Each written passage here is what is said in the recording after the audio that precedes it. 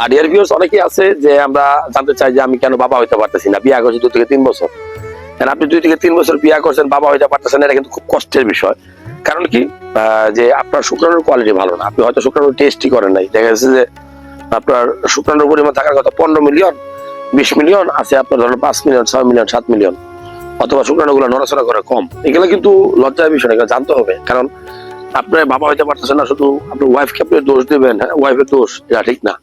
মনে রাখবেন, ওয়াইফের কারণে 50% দায়ী হতে পারে বাবা না হওয়ার ক্ষেত্রে, সন্তান না হওয়ার ক্ষেত্রে ছেলেরাও দায়ী থাকে। ছেলেদের শুক্রাণু ভালো থাকে না, ছেলেদের শুক্রাণু কম থাকে, শুক্রাণু গুলো নড়াচড়া করে কম।